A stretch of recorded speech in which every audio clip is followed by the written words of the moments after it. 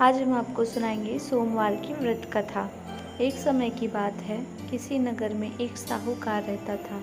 उसके घर में धन की कोई कमी नहीं थी, लेकिन उसकी कोई संतान नहीं थी। इस कारण से वह बहुत दुखी था। पुत्र प्राप्ति के लिए वह प्रत्येक सोमवार व्रत रखता था और पूरी श्रद्धा के साथ शिव मंदिर जाकर भगवान शिव और पार्वती जी की पूजा करता था। उसकी भक्ति देखकर एक दिन माँ पार्वती प्रसन्न हो गई और भगवान शिव से उस साहूकार की मनोकामना पूर्ण करने का आग्रह किया। पार्वती जी की इच्छा सुनकर भगवान शिव ने कहा कि हे पार्वती, इस संसार में हर प्राणी को उसके कर्मों का फल मिलता है और जिसके भाग्य में जो हो उसे भोगना ही पड़ता है। लेकिन पार्वती जी ने साहूकार की भक्ति का मान रखने के लिए उसकी मनोकामना पूर्ण करने की इच्छा जताई। माता पार्वती के आग्रह पर शिव जी ने साहूकार को पुत्र प्राप्ति का वरदान तो दे दिया, लेकिन साथ ही यह भी कहा कि उसके बालक की आयु केवल 12 वर्ष होगी। माता पार्वती और भगवान शिव की बातचीत को साहूकार सुन रहा था। उसे न तो इस बात की खुशी थी और न ही दुख। वह पहले की भांति शिव जी की पूजा करता रहा। कुछ समय के बाद साहूकार के घर एक पुत्र का जन्म हुआ। जब वह बालक 11 वर्ष का हुआ तो उसे पढ़ने के लिए काशी भेज दिया गया। साहूकार ने पुत्र के मामा को बुलाकर उसे बहुत सारा धन दिया और कहा कि तुम इस बालक को काशी विद्या प्राप्ति के लिए ले जाओ और मार्ग में यज्ञ कराना। जहाँ भी यज्ञ कराओ वहाँ ब्राह्मणों को भोजन कराते और दक्षिणा देते हुए जाना। दोनों मामा भांजे इसी तरह यज्ञ कराते और ब्राह्मणों को दान दक्षिणा देते काशी की ओर चल पड़े। रात में एक नगर पड़ा जहाँ नगर के राजा की कन्या का विवाह था, लेकिन जिस राजकुमार से उसका विवाह होने वाला था वह एक आंख से काना था। राजकुमार के पिता ने अपने पुत्र को काना होने की बात को छुपाने के लिए एक चाल सोची। साहूकार के पुत्र को देखकर उसके मन में एक विचार आया। उसने सोचा, क्यों न इस लड़के को दूल्हा बनाकर राजकुमारी से विवाह करा दूं। विवाह के बाद इसको धन देकर विदा कर दूंगा और राजकुमारी को अपने नगर ले जाऊंगा। लड़के को दूल्हे के वस्त्र पहनाकर राजकुमारी से विवाह कर दिया गया, लेकिन साहूकार का पुत्र ईमानदार था। उसे यह बात न्याय संगत नहीं लगी।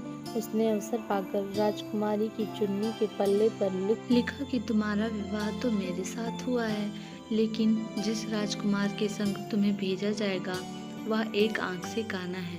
मैं तो काशी पढ़ने जा रहा हूँ। जब राजकुमारी ने चुन्नी पर लिखी बातें पढ़ी तो उसने अपने माता पिता को यह बात बताई।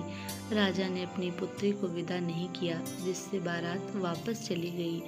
दूसरी ओर साहूकार का लड़का और उसका मामा काशी पहुँचे और वहाँ जाकर उन्होंने यज्ञ किया।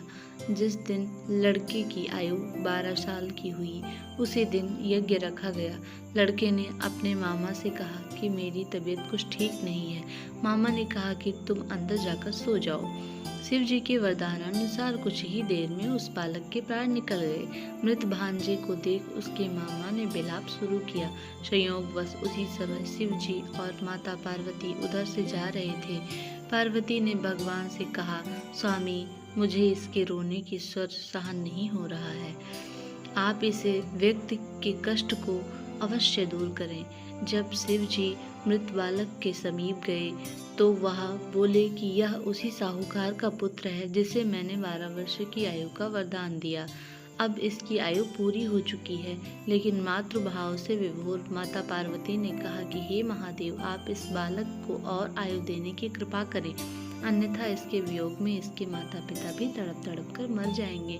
माता पार्वती के आग्रह पर भगवान शिव ने उस लड़की को जीवित होने का वरदान दिया।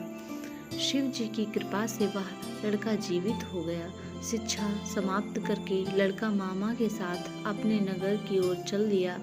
दोनों चलते हुए उसी नगर में पहुँचे जहाँ उसका विवाह हुआ था। उसी नगर में भी उन्होंने यज्ञ का आयोजन किया।